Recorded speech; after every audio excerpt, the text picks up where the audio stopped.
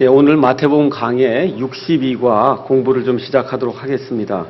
우리가 지난 시간에 마태복음 18장 15절에서 20절에 있는 말씀을 이제 공부를 했어요. 거기 가서 보면 형제가 형제에게 범법하는 경우에 어떻게 그러한 그 형제를 치리해야 되느냐 하는 그러한 그 치리의 문제를 이제 공부를 했습니다. 여기 가서 보면 두세 사람이 모인 것은 이제 교회라고 얘기해서 교회가 이제 나오는데 여기 신약 교회를 이야기하는 게 아니다 말씀을 드렸습니다. 이 원리는 구약이나 신약 교회 상관없이 원리는 다 그대로 적용이 되지만 여기 아직까지 신약 교회로서의 그런 교회가 등장을 하지 않는다. 그렇게 제가 이제 말씀을 드렸고요.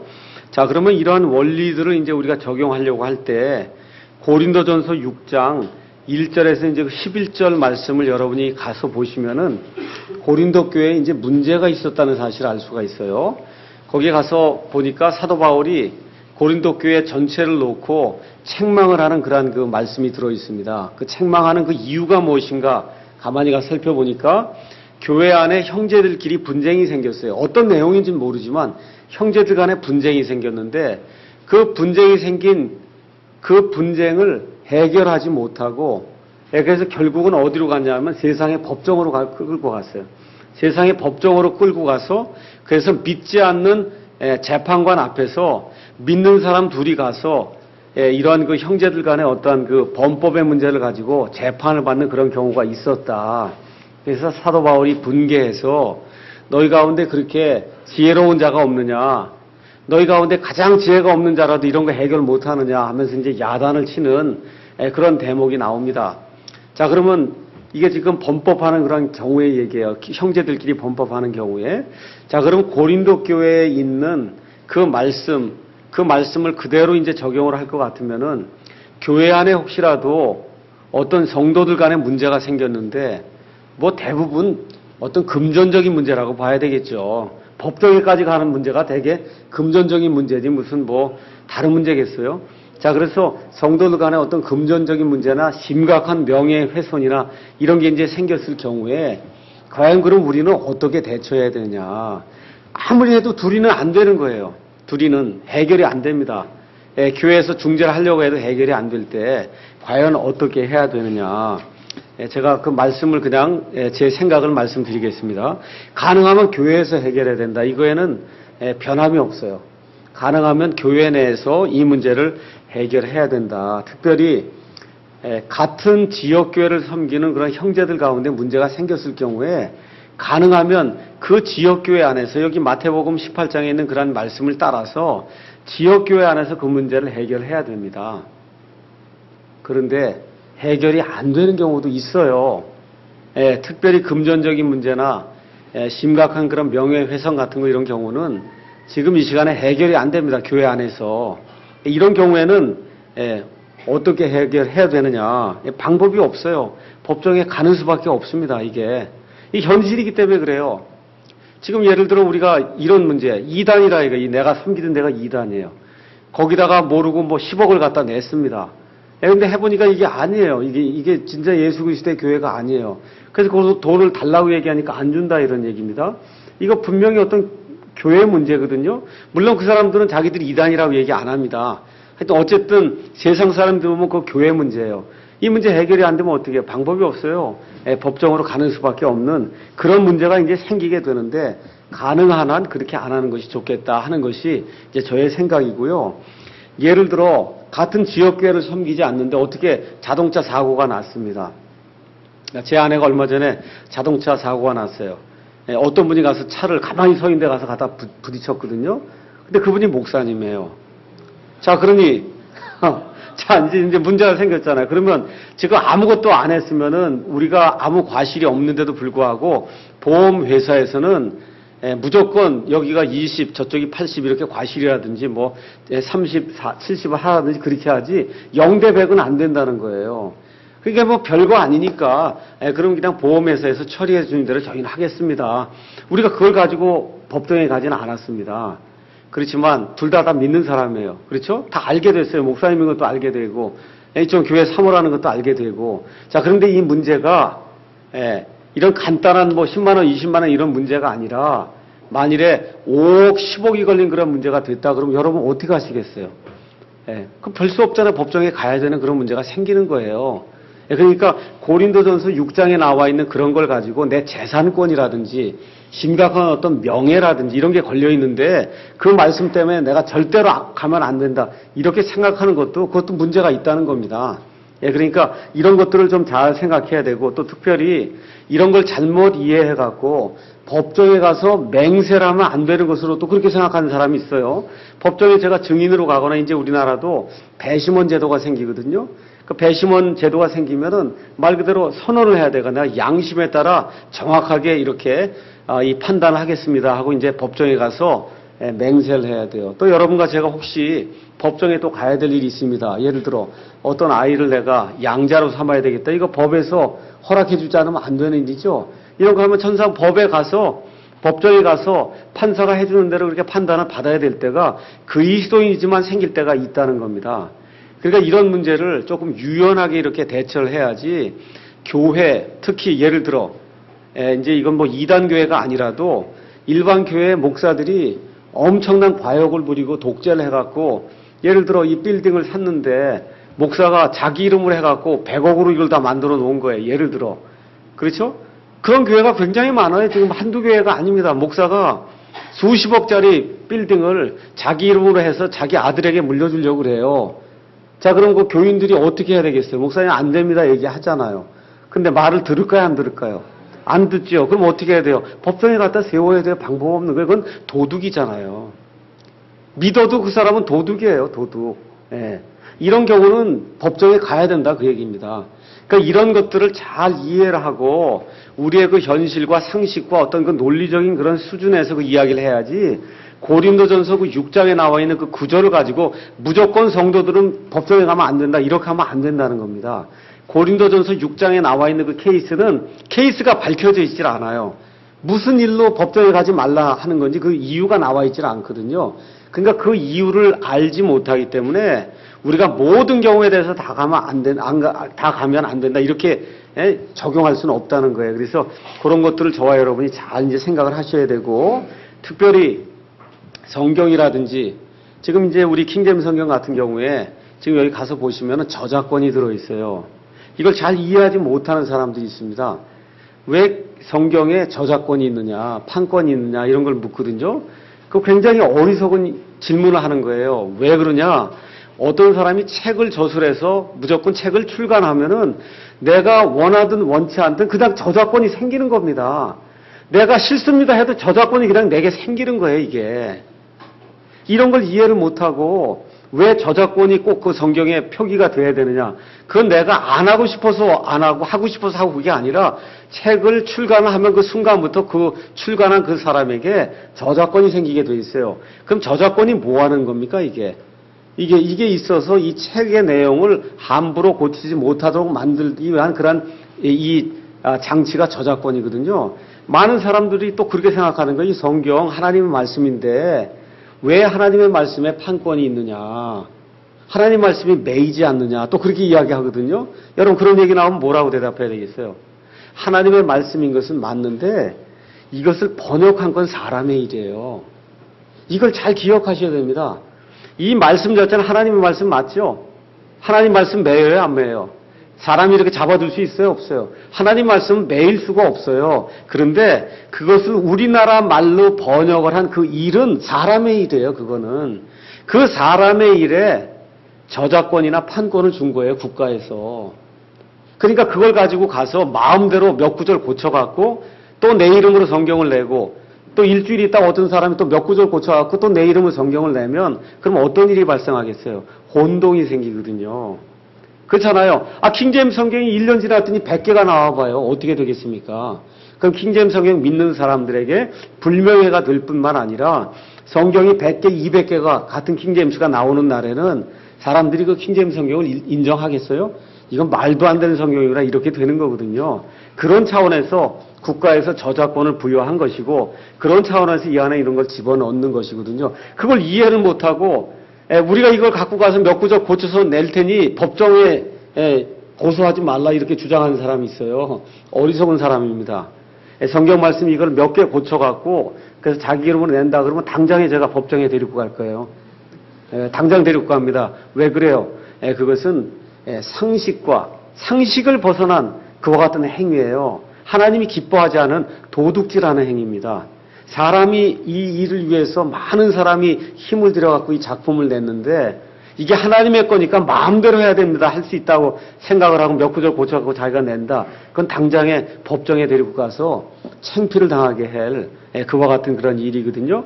그러니까 이 그리스도인들이 조금 상식 수준에서 좀 생각을 해야 된다는 거예요. 이게 정말 법정에 갈 문제냐 아닌 문제냐 이런 것들도 좀 상식 수준에서 우리가 좀 생각을 해야 돼요. 그래서 저작권, 재산권, 또 이단의 어떤 재산 문제, 담임 목사의 횡포 문제 이런 게 너무 심각하면 그럼 어떻게 해야 돼요? 방법이 없어요. 이번에 지금 조영기 목사님 지금 어떻게 돼 있어요? 그 밑에 장로들이 다 고소한다 그러잖아요. 왜 그래요? 갖고 간 돈이 천문학적인 숫자라는 거예요. 그 조영기 목사 일가가 교회에서 빼간 돈이. 그럼 어떻게 해요, 그거? 법정에 데리고 가서 고소해서 다 긁어내야죠. 그게 당연한 거예요. 그 고린도전서 6장 내걸고 법정에 데리고 가지 말라 그 주장하는 건 어불성설이다. 잘못한 것은 하나님 앞에서 회개할 뿐만 아니라 사람들 앞에서 심판을 받아야 되는 걸 다 내야 되는 겁니다. 그러니까 그런 것들을 저와 여러분이 잘 판단해야지 예수님 믿으니까 그냥 모든 게 다 법정 가지 않고도 다 그냥 되는 걸 이렇게 생각하면 안 돼요. 제일 중요한 것은 가능하면 특별히 같은 지역교회 안에서 법정에 끌고 가는 그런 일을 하면 안 되겠죠. 제발 저를 끌고 가시면 안 됩니다. 저 그런 일을 하지도 않을 뿐만 아니라 형제들 가운데 그런 일이 안 생기는 것이 제일 좋은데 어쩔 수 없는 그런 일이 있다는 거예요. 그러면 데리고 가야 돼요. 가서 해결을 봐야지. 그래야 이단이 발을 못 붙입니다.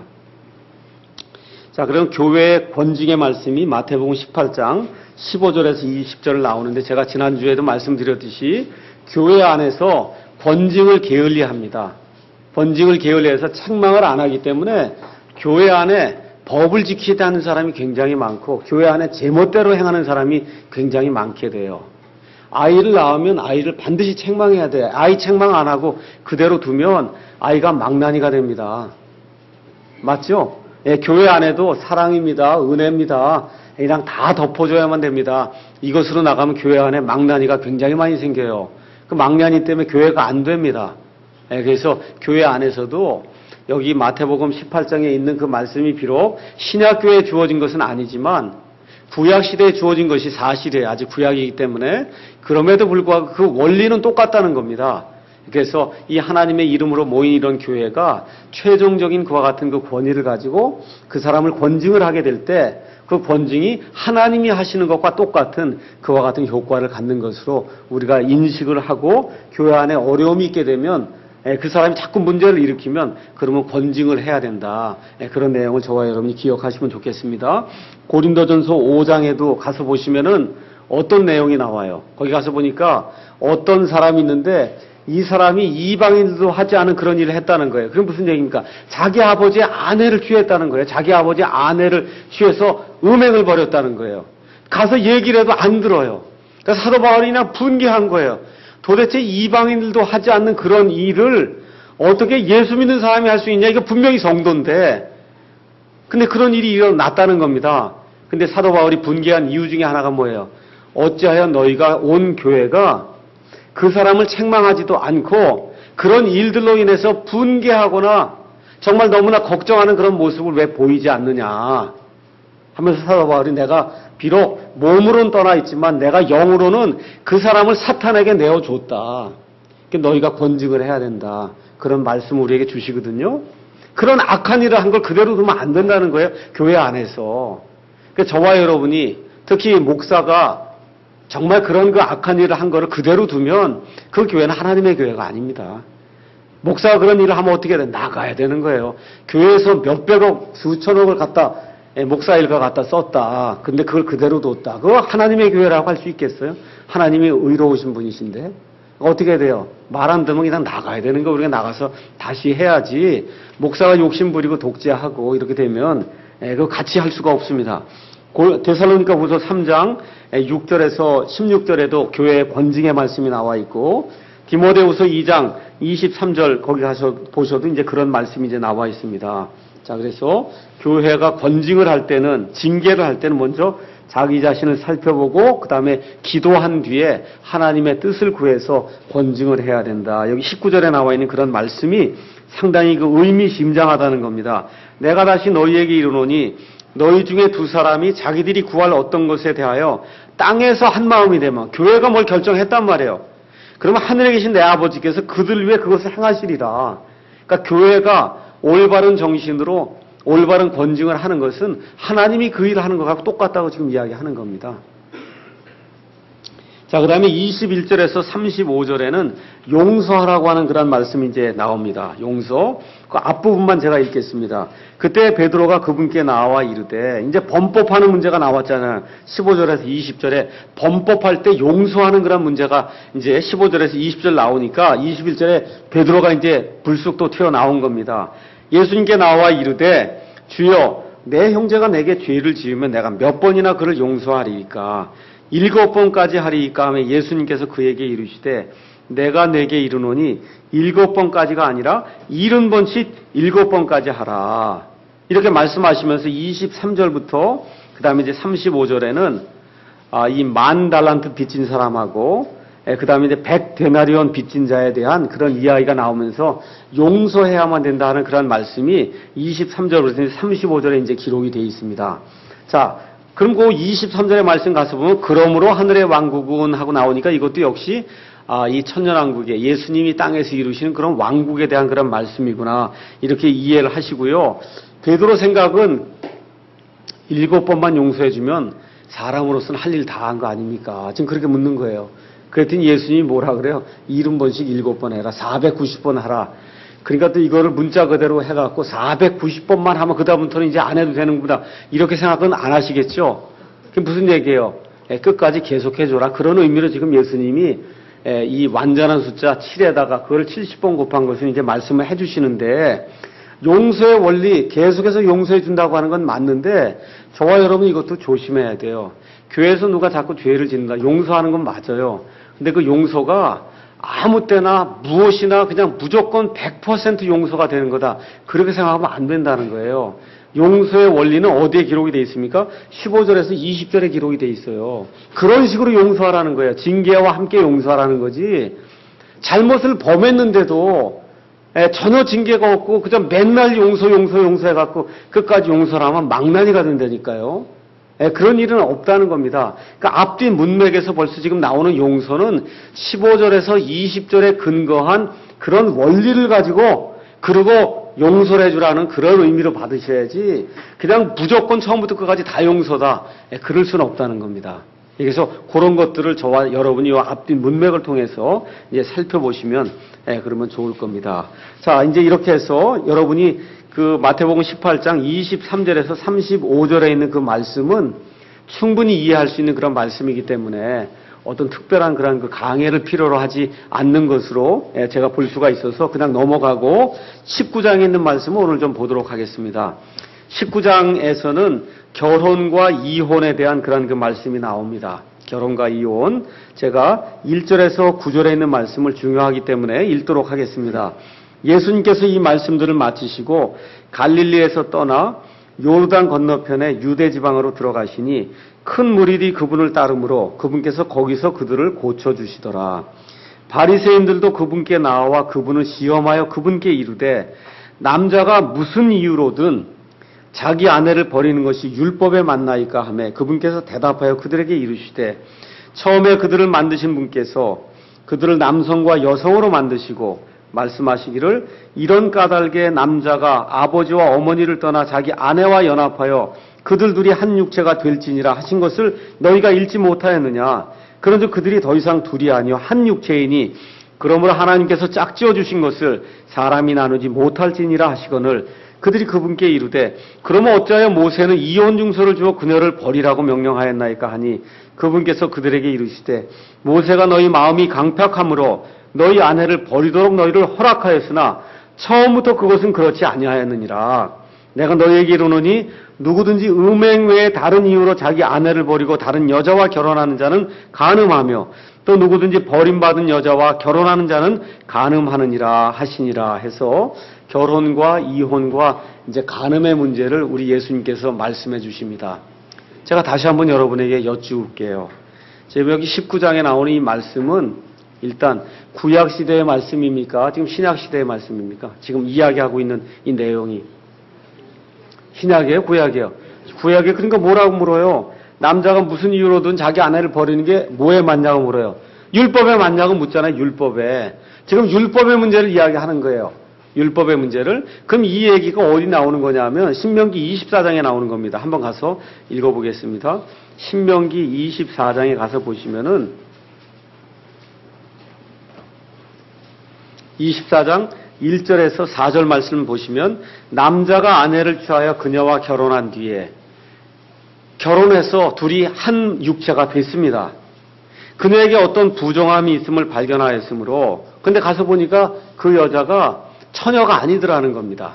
여기에 그 부정함이 있음을 발견하였으므로 그녀가 그의 눈에 호의를 얻지 못하거든 그는 그녀에게 이혼 증서를 써서 그녀의 손에 주고 그녀를 자기 집에서 내보낼 것이요 그 여자는 그의 집을 떠나 나가서 다른 사람의 아내가 될 수 있느니라.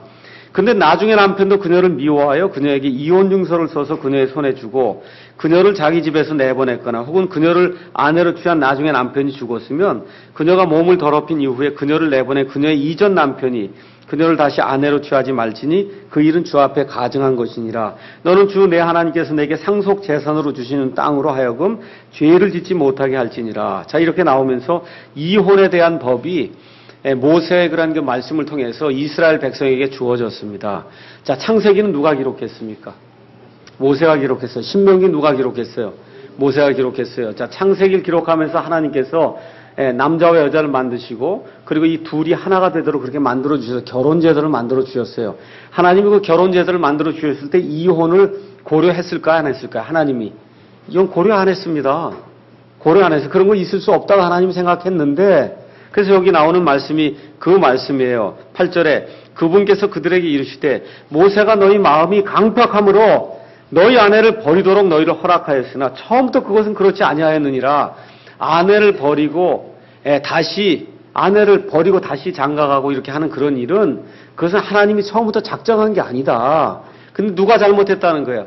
사람들이 잘못해갖고 마음이 딱딱해서 이 아내하고 살지 못하겠습니다. 이렇게 나오니까 모세가 할 수 없어서 이혼증서를 써주고 그리고 우선 결혼을 하도록 그렇게 허락을 했는데 그 이후에 이게 문제가 된 거예요. 어떤 문제가 됐어요? 이스라엘 백성이 특히 남자들이 돈을 많이 벌면은 그럼 어떻게 해요? 이혼증서를 그냥 써주고는 자꾸 새 아내를 얻어서 사는 그런 악습이 되풀이 됐다 그 얘기입니다. 그러니까 이제 이 바리새인들이 예수님께 나와서 요걸 가지고 이혼을 하라고 하시는지 아니면 이혼해서 안 된다고 하는지 이혼해서 안 된다 그러면 그럼 왜 모세가 써놓은 그 율법을 범하느냐 또 그렇게 얘기할 거고 그렇죠? 이혼하라 그러면 또 이혼하라 그랬다고 또 그럴 거고 지금 그래서 그 문제를 지금 들고 나와서 예수님을 시험하려고 하는 그런 의도로 지금 이야기를 하는 겁니다. 자, 먼저 1절, 2절 말씀을 가서 보면 예수님께서 이 모든 말씀들을 다 말씀하셨어요. 자, 이 말씀들을 어디서 말씀하셨냐면 이 반석에 내가 내 교회를 세우리니 이 말씀이 어디서 하신 거라 그랬어요? 저 위에 가이사라 빌립보라고 하는 이스라엘 땅의 맨 꼭대기 지방이 가이사라 빌립보예요.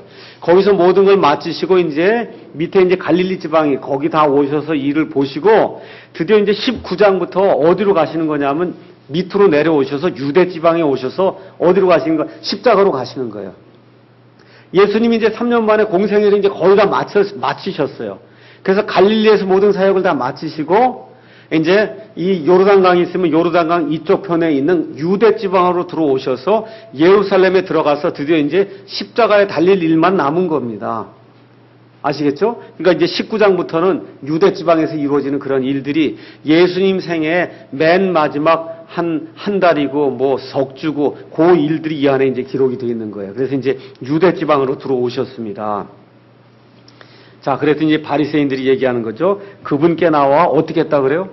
그분을 시험했다는 거예요. 이혼하는 그런 문제를 가지고 이 예수님을 시험하려고 나왔어요. 그러면서 거기 가서 보니까 남자가 무슨 이유로든 여기 가서 뭐 우리말로 무슨 이유다 이렇게 해서 강조를 했는데 영어로 가서 보면 남자가 모든 이유로 말미암아 every cause예요. 모든 이유. 살기 싫습니다. 뭘 잘못했습니다. 뭐 하여튼 뭐든지 다 된다는 거예요. 모든 이유를 다 들고 와서 이 아내를 버리는 거 이게 율법에 맞습니까? 지금 그렇게 묻는 겁니다. 아무 이유나 대고 전 이혼하겠습니다. 그러면 어떻게 대답하시겠습니까? 이게 뭐예요? 시험하는 거잖아요. 그렇죠? 시험하는 그런 그 발언을 이제 하는 내용이 이제 그 안에 나와 있습니다. 자, 그래서 무슨 이유로든 아내를 버리는 게 율법에 맞느냐? 신명기 24장 1절에서 4절. 그냥 이혼 증서만 써주면은 그럼 다 끝나느냐? 이걸 가지고 이제 예수님을 시험하는 그런 내용이죠. 자, 그러면 하나님의 그 결혼 계획에 대해서 잠깐 말씀을 드릴게요. 하나님은 누구에게나 원칙적으로 몇 번의 결혼을 허락해요? 한 번의 결혼을 허락해요. 한 번의 결혼을 허락합니다. 4절에서 6절에 나와 있는 것처럼 처음에 그들을 만드신 분께서 그들을 남성과 여성으로 만드시고 남자가 자기 아버지와 어머니를 떠나서 남자가 떠나요? 아니면 아내가 떠나요? 아버지와 어머니를 남자가 떠나야 돼요? 아니면 부인이 떠나야 돼요? 남자가 떠나야 돼요. 그럼 마마보이 이런 거 안 되는 겁니다. 이 결혼할 때. 아시겠죠? 남자가 떠나서 새로이 하나의 가정이라는 유닛을 꾸려야 되는 거예요. 많은 경우 무슨 고부 갈등이 있다 우리나라는 그렇게 되는데 실질적인 내용을 가서 보면 고부 갈등이 아니고 남자가 처신을 잘못해서 그래서 문제가 가정에 생기는 경우가 많은 거예요. 마마보이 노릇을 하기 때문에. 특별히 지금 그런 일들이 많이 생기고 있어요. 옛날엔 좀 덜 했는데 아이들을 그렇게 키우기 때문에 어머니 하고 아버지가 아이들을 마마보이 이렇게 남자아이들 키우다 보니까 그래서 어머니 아버지에게 결혼한 이후에 가서 뭘 의논하고 뭘 해갖고 이 아내와 그 관계를 그거를 자기들이 해결하고 자기가 하나의 가정이라는 걸 깨닫지 못하고 어머니 아버지한테 가서 고자질하고 가서 묻고 이렇게 하면 문제가 이거 풀리지 않습니다. 누가 떠나야 돼요? 남편이 떠나야 되는 거예요. 남편이 떠나라 그래서 그거를 효도하지 말라고 또 이해하면 안 됩니다. 효도는 얼마든지 하되 일단 딱 결혼을 하면 아버지 어머니하고 이 결혼한 이 부부는 하나님 보실 때 다른 가정이에요. 가정이 다른 거예요. 그걸 이해하지 못하고 자꾸 이쪽에 가서 붙으면은 그런 문제가 생기는 겁니다. 그래서 남편이 이런 문제를 잘 해결을 해야 되는 거예요. 그래서 하나님은 누구에게나 원칙적으로 한 번의 결혼을 허락합니다. 명백한 예외는 뭐예요? 또 두 번이나 세 번 결혼할 수 있는 명백한 그 사유는 배우자가 사망을 했어요. 그런 경우에는 얼마든지 결혼할 수 있다. 단 예수님 안에서 예수 믿는 사람은 그렇게 이제 성경이 이야기를 하고 있는 겁니다. 그래서 로마서 7장 1절에서 4절 가서 보시면 이 배우자가 죽은 경우에 얼마 정도의 뭐 기간 그런 얘기 나오지 않지만 우리가 예의상 그렇죠? 얼마 정도의 기간을 두고 그러고서는 다시 결혼하는 거 그거 자체는 하나님이 인정하시는 거예요. 그건 아무 뭐라 그럴까 잘못도 아니고 어떤 부끄러운 일이 아니에요. 그러니까 그거는 얼마든지 성경이 인정하는 거니까 우리가 그렇게 할 수가 있습니다. 자, 그러면 구약시대 유대인의 경우를 한번 살펴보겠어요. 구약시대 유대인의 결혼 풍습을 제가 옛날에 설명했습니다. 자, 약혼한 다음에 그 다음에 결혼을 하는데 유대인들은 그 약혼을 뭐라 그러냐면 정혼이라고 얘기했어요. 그래서 제가 어느 처녀하고 정혼을 하면 그 순간부터 몸은 아직 하나가 안 됐음에도 불구하고 부르기는 뭐라고 그래요? 내 남편과 아내라고 부르는 거예요. 결혼이 된 겁니다. 법적으로 이미. 그렇죠? 자, 그렇게 결혼이 됐는데 아까 신명기 말씀 읽은 것처럼 둘이 이제 정혼을 한 다음에 1년쯤 기다렸다가 그리고 이제 실질적으로 육체가 이제 하나가 되는 그와 같은 이제 완성을 이루려 가서 보니까 여자에게 결함이 있는 거예요. 가서 보니까 여자가 처녀가 아니고 과거에 음행을 했다. 여기 가서 보면 어덜터리라고 하는 그런 말을 쓰지 않고 결혼한 사람이 음행한 것은 그건 어덜터리, 간음이라고 하는 그런 얘기를 썼고 그 다음에 결혼하지 않은 상태에서 육체적으로 하나가 되지 않은 상태에서 이 음행을 벌인 것은 영어로 fornication 이렇게 되어 있는데 그 여자에게 fornication이 있어서 그래서 결혼하기 전에 어떤 식으로든 하여튼 간에 다른 남자와 같이 누운 그와 같은 일이 있어서 부정한 글이 있었으면 그럼 어떻게 하라는 거예요? 이혼 증서를 써주고 그리고 다시 결혼을 해도 무방하다. 하나님이 그렇게 이제 허락을 했다는 겁니다. 그렇게 지금 얘기가 저기 나와 있죠. 정혼한 경우에 여인이 처녀가 아닌 경우를 제외하면 반드시 정혼했던 그 여자와 결혼을 해야 된다고 하나님 말씀해 주셨는데 근데 유대인 남자들이 그걸 악용하기 시작했다는 거예요. 그래서 어떻게 모든 경우에 그냥 이혼 증서만 써주면 그냥 이혼하고 새로운 여자를 얻고 하는 그런 방식으로 그거 가난한 사람이 했겠어요? 다 부자고 돈 많은 사람들이 이제 그렇게 이제 했단 말입니다. 자, 그러면 이제 결혼 제도가 어떻게 형성이 됐느냐? 사람의 타락 이전에 아담과 이브가 처음 결혼했습니다. 이것이 결혼의 모델이에요. 맞습니까? 그러니까 아담과 이브가 결혼한 것은 사람이 죄를 짓기 전에 일어난 일입니다. 어느 면에서 순결한 남자와 여자가 죄를 알지 못하는 가운데 이 결혼을 한 거예요. 그래서 어느 면에서는 정말 그 결혼의 모델이라고 얘기할 수 있는데 이게 너무나 순결한 그런 결혼의 모델이기 때문에 에베소서 5장 31절 가서 잠깐 보겠습니다.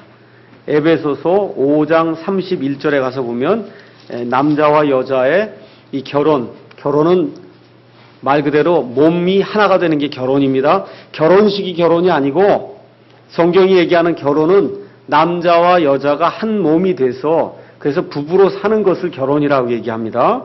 그러니까 동성연애하는 자들이 이게 결혼이 안 되거든요, 그게. 근데 결혼식은 해요, 가서 다 법정에 가서 결혼식을 한단 말이에요. 그건 하나님 인정하는 그런 결혼이 아니에요.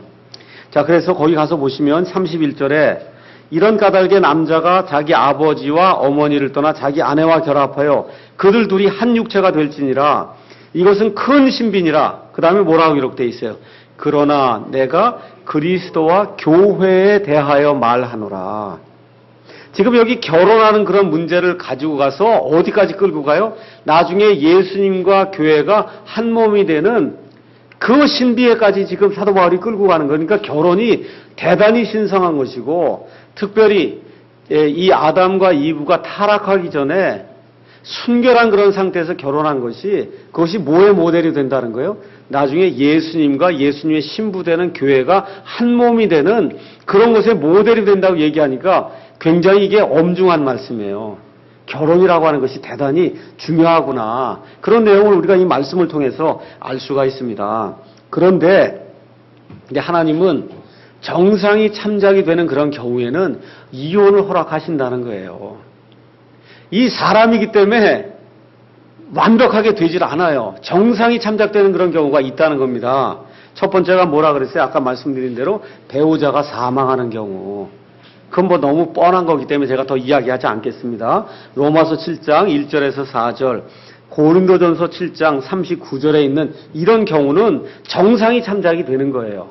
그 다음에 이제 두 번째 경우는 유대인 남자가 아내를 정원에서 맞았는데 그 아내에게 부정함이 있어서 아내가 음행의 죄를 졌다 이게 그게 분명히 드러났어요. 그런 경우에는 하나님께서 허락해 줬단 말입니다. 법적으로 이혼 증서를 쓰고 그러고선 결혼을 해라. 다른 사람하고 결혼해도 그것은 내가 인정을 한다 하고 하나님이 이제 그렇게 인정을 해줬다는 겁니다. 정상 참작을 해서. 세 번째 경우가 있어요. 이 내용은 교회 시대에 적용이 되는 겁니다. 교회 시대에 고린도전서 7장 15절에 있는 말씀. 고린도전서 7장 15절에 있는 말씀을 우리가 한번 가서 잠깐 보겠습니다. 고린도전서 7장 15절, 14절, 이게 13절부터 제가 읽어드릴게요. 또한 여자에게 믿지 않는 남편이 있는데 그가 그녀와 함께 살기를 기뻐하거든 그녀는 그를 버리지 말라. 믿지 않는 남편은 아내로 말미암아 거룩히 구별되고 믿지 않는 아내는 남편으로 말미암아 거룩히 구별되었나니 그렇지 않으면 너희 자녀들도 부정하였을 터이나 이제 그들이 거룩하니라. 15절 잘 보세요. 그러나 믿지 않는 자가 떠나거든 떠나게 하라. 형제나 자매나 그런 경우에 속박을 받지 아니하느니라. 그러나 하나님은 화평에 이르도록 우리를 부르셨느니라. 자, 이거 지금 교회 시대에 적용이 되는 이혼 사례에 대한 거예요. 자, 여기 가서 보니까 일단은 부부가 결혼을 했어요.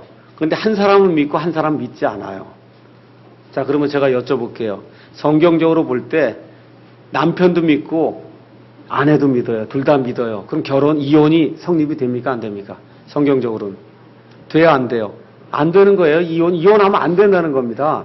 하나님이 지금 이혼해도 된다고 얘기하는 경우는 둘이 결혼했는데 한 사람 믿고 한 사람 믿지 않아요. 근데 한 사람 믿고 한 사람 믿지 믿는 사람이 믿지 않은 사람을 두고 도망가면 그거 된다 그래요? 안 된다 그래요? 그건 안 돼요. 그게 여기 가서 보니까 뭐라고 기록되어 있어요. 그러나 믿지 않는 자가 떠나거든 떠나게 두라는 거예요. 이해하시겠죠? 그걸 잘 이해하셔야 됩니다. 남편이 믿지 않든 아니면 아내가 믿지 않든 믿지 않는 사람이 저 믿는 사람은 내가 더 이상 살 수가 없습니다 하고 떠나면은 떠나게 내버려 두라는 거예요. 그럼 어떻게 돼요? 이혼이 성립이 된다. 성경적으로 그렇게 이제 이야기를 하는 겁니다. 자, 그런데 중요한 게 있어요. 옳다구나 하고 이제 내가 해봐야 되겠다. 이렇게 하면 안 됩니다, 이게. 예. 왜 그러냐? 그 다음 구절이 있어요. 가서 다 같이 읽어보겠습니다. 그러나가 나오잖아요. 그러나 하나님은 화평에 이르도록 우리를 부르셨느니라. 잘 들어야 돼요. 그러나가 나오잖아요. 그러니까 가능하면 이혼하지 말란 얘기죠. 믿지 않는 자가 떠나도 이혼하지 말란 얘기예요. 이게 전체적인 내용이 이혼을 하라는 내용이 아니고 거기에 그러나가 있잖아요. 그러나 하나님은 화평에 이르도록 너희를 부르셨으니까 둘이 하나는 믿지 않고 하나는 믿어도 서로 화평한 가운데 살라고 하는 것이 하나님의 뜻이지 옳다구나 하고 결혼하는 걸 이걸 팽개치고 이혼하는 것은 안 된다는 겁니다. 그럼 제가 또 다시 말씀드릴게요. 이런 말씀대로 하려고 해도 이런 말씀이 이렇게 명백히 주어져 있는데도 불구하고 실질적으로 믿는 사람들끼리 이혼합니까? 안 합니까? 해요? 안 해요? 해요. 믿는 사람과 이혼해. 또 믿는 사람이 믿지 않는 사람을 두고 떠나는 일이 있을 수 있어요? 없어요? 있을 수 있어요. 사람이기 때문에 있을 수 있습니다. 그래서 지금 여기 마태복음에 나와 있는 이 말씀을 가서 보세요. 거기 뭐라고 기록이 되어 있습니까? 여기 19장 8절에 모세가 너희 마음이 강팍함으로 너희 아내를 버리도록 너희를 허락하였으나 믿는 자들 가운데도 이혼이 생길 수 있다는 겁니다. 그런데 그것은 처음부터 그렇지 않았다는 거예요. 이걸 저와 여러분이 꼭 이해를 하셔야 됩니다. 하나님은 한번 결혼해서 끝까지 가는 것을 원하세요. 근데 그게 안 된 경우도 있을 수 있어요. 사람이기 때문에. 있을 수 있어요. 근데 그걸 가지고 자꾸 정죄하거나 비난하거나 이렇게 하면 안 된다는 거예요. 그건 하나님이 하실 일이에요. 그 사람도 당사자도 얼마나 어렵겠습니까? 그 이혼하고 그러고서 이게 사는 게 얼마나 어렵겠어요. 그 당사자도. 그렇지 않습니까? 또 다른 식으로 얘기하면 이혼하는 것만 죄냐 그 얘기예요. 맞죠? 이혼하는 것만 죄고 내 마음속에서 남을 미워하고 막 이렇게 하는 건 죄가 아니냐고. 그러니까 우리 사람의 입장에서는 그런 걸 가지고 정죄하고 비난해서는 안 된다는 거예요. 그건 그 사람과 하나님과의 관계고 그를 불쌍히 여겨야 되죠. 그를 불쌍히 여겨야 돼요. 어떻게 하다가 그렇게 돼서 이런 결혼 생활이 이렇게 돼서 파탄에 맞게 되고 이렇게 어려움을 겪었겠는가 하고 그 형제와 자매를 위해서 우리로서는 기도해 주는 수밖에 없어요. 그거를 정죄하고 교회 안에서 비난하고 이렇게 할 수는 없다는 겁니다. 다만 교회의 목사로서는 이 말씀을 들고 이 자리에 서서는 뭐라고 얘기해야 돼요? 이혼하는 것은 하나님의 뜻이 아닙니다. 그건 분명하게 얘기를 해야 하잖아요. 목사로서는 하나님 말씀을 대언해야 되기 때문에. 근데 그걸 가지고 이혼했으니까 당신은 죄인입니다 하고 정죄하는 일은 그건 내 몫이 아니라는 거예요. 저와 여러분의 몫이 아니라는 겁니다. 그러니까 죄가 뭐냐를 가르쳐 주는 것은 하나님의 말씀을 따라 해야 되는 것이지만 죄인은 사랑을 해야 된다는 거죠. 이해하시겠죠? 예, 그러니까 이런 이혼과 그런 결혼의 문제, 특별히 이제 날이 갈수록 이혼이 많이 생깁니다. 왜 그러냐면 사람들이 참지를 못하기 때문에. 예, 그래서 요새는 뭐 신혼여행 다녀오고 나면 그냥 곧바로 이혼이 되고 이게 얼마나 많다 그래요. 그렇죠? 예, 그러니까 그런 일들이 저에게도 생길 수 있고 제 아이들에게도 생길 수도 있고 여러분과 여러분의 아이들에게도 생길 수 있는 그런 문제거든요. 그게. 그러니까 잘 생각하시고 이거를 긍휼히 여기는 그런 차원에서 이걸 대해야지. 그렇죠? 이 죄를 제가 용납하는 게 아닙니다. 죄는 죄라고 얘기하는 거예요. 그럼에도 불구하고 저와 여러분이 그 죄를 범한 그런 형제나 자매를 항상 감싸주고 긍휼히 여기는 그런 심정으로 대해야 된다. 그게 저는 여기에 나오는 키포인트라고 생각해요. 그러니까 그렇게 좀 이해를 하시면 좋을 것 같습니다. 자, 남편과 아내라고 얘기할 때는 육체적으로 하나가 된 걸 남편과 아내라 그래요. 그러니까 동성연애 이런 거 해서 뭐 하나가 됐다 이런 건 있을 수 없다. 남자와 여자가 육체적으로 하나가 됐을 때 그때 이제 하나님은 결혼이다. 이제 그렇게 이야기하는 겁니다. 자, 아까 배우자의 음행 얘기가 나왔는데 배우자의 음행에 관한 대표적인 사례가 요셉과 마리아의 사례예요. 요셉과 마리아가 정혼을 했습니다. 근데 얼마 시간이 지나서 보니까 마리아의 배가 이렇게 불러오기 시작하는 거예요.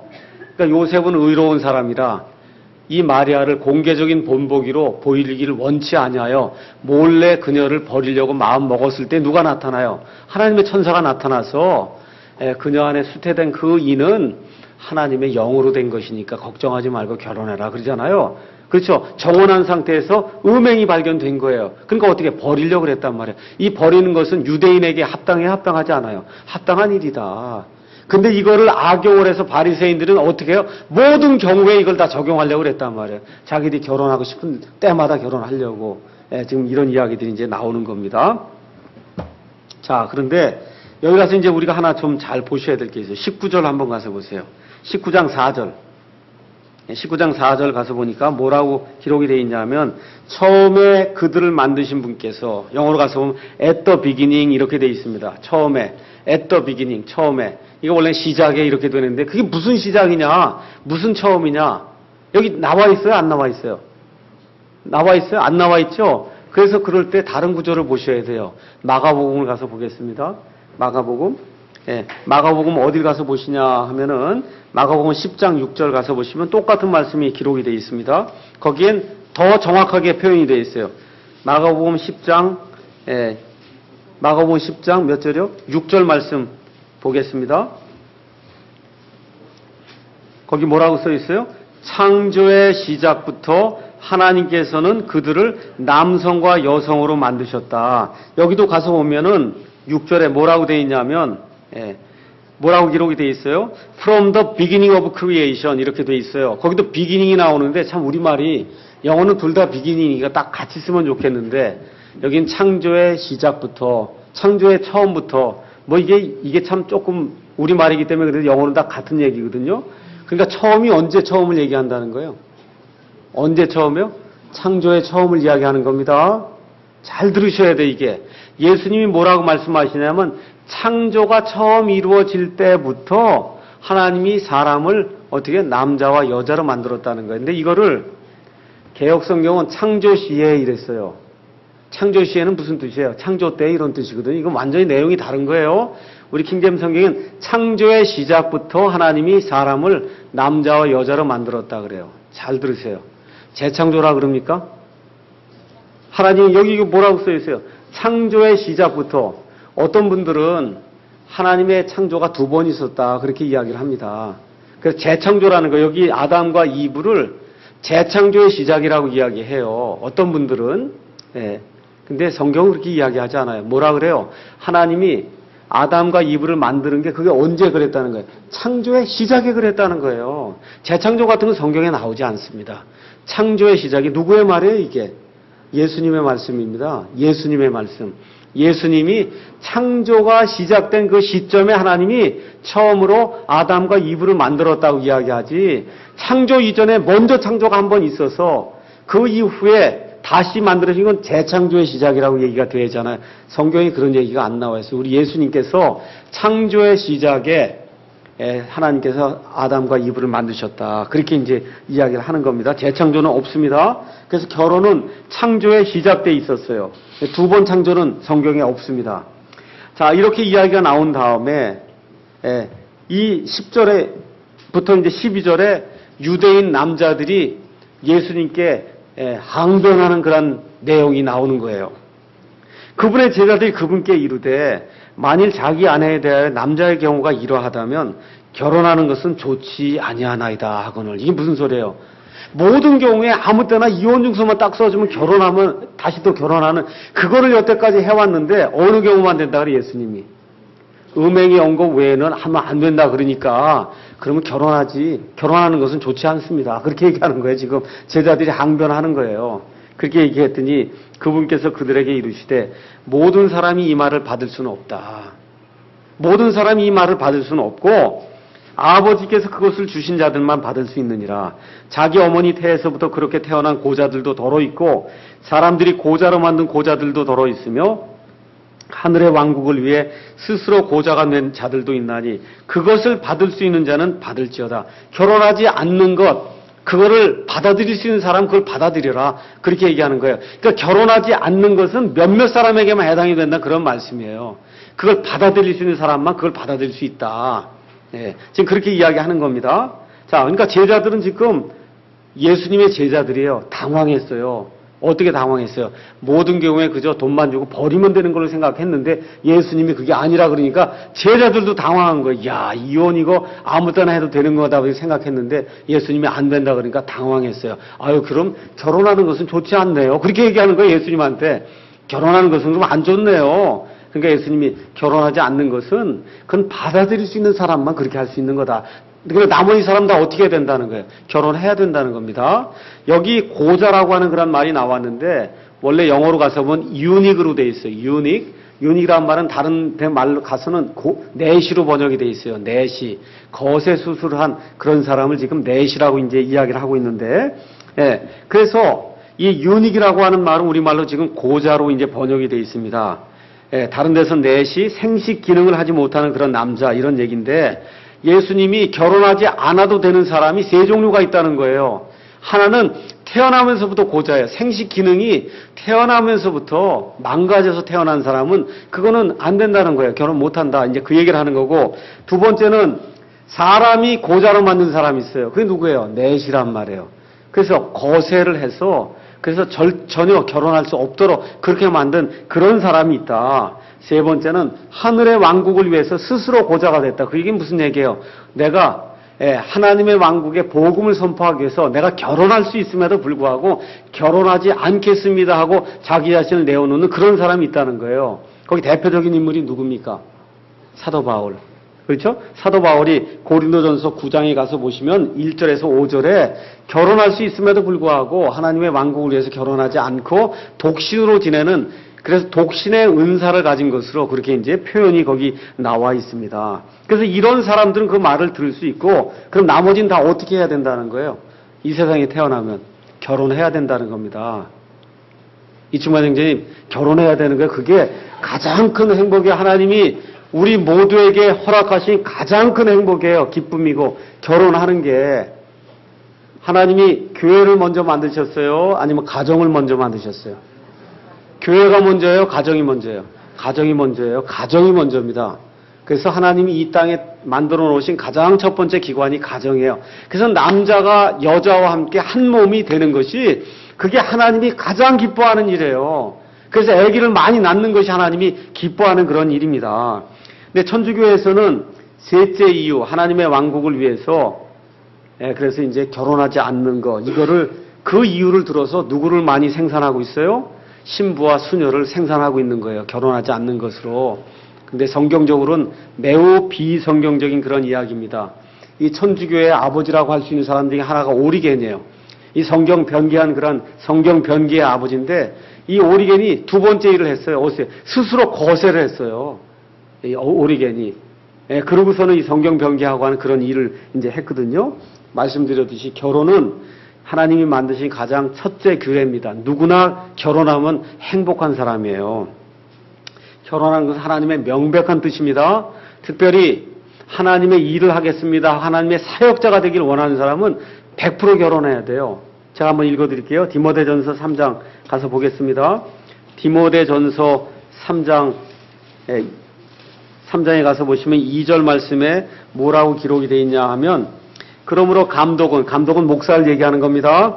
감독은 반드시 책망받을 것이 없으며 누구의 남편이어야 돼요? 한 아내의 남편이 아니면 교회 일을 못한다는 거예요. 왜 교회 일을 못하느냐? 거기 가서 4절 가서 읽어보겠습니다. 자기 집을 잘 다스려서 자기 자녀들을 모든 위험으로 복종시키는 자라야 할 것이며 5절 읽겠어요?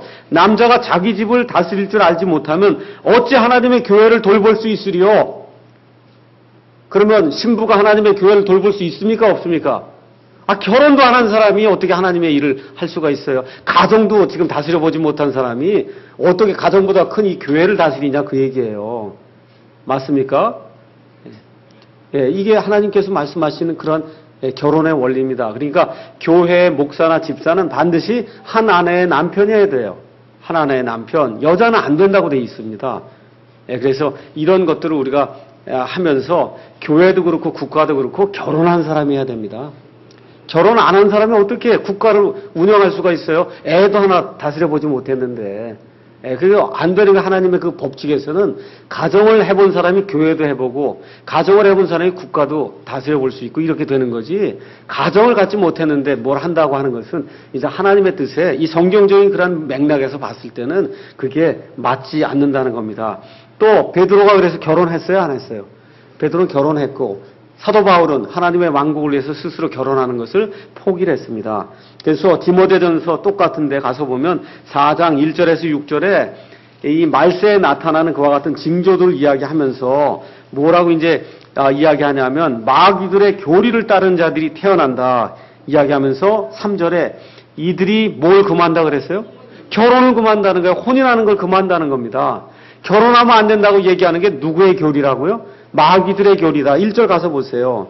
이제 성령께서 분명히 말씀하시기를 마지막 때에 어떤 사람들이 믿음에서 떠나 유혹하는 영들과 마귀들의 교리들의 귀를 기울이리라 하시는데 이들이 첫 번째 하는 게 뭐예요? 결혼하지 말라는 겁니다. 그래서 지금 신세대들이 결혼을 잘 안 하려고 그러고 하는데 이게 말세의 징조로 하나님이 우리에게 주신 거예요. 이런 것들 잘 생각하시면서 예수 믿는 사람들은 남자들은 그저 한 27, 8 되면 장가 가야 되고 우리 여자들도 25 되면 취직 가는 걸로 그렇게 하면 그 하나님의 뜻입니다. 제일 큰 하나님의 뜻이에요. 그걸 물어볼 것도 없는 거예요. 하나님의 뜻이냐 아니냐. 물어볼 거 없는 겁니다. 결혼하는 건 아시겠죠? 뭐 조금 늦게 하고 이런 건 괜찮아요. 그렇지만 결혼하냐 안 하냐 그걸 저한테 와서 물으면 제가 내쫓을 거예요. 그건 결혼하는 건 100% 하나님의 뜻입니다. 알겠죠? 예, 기도하겠습니다.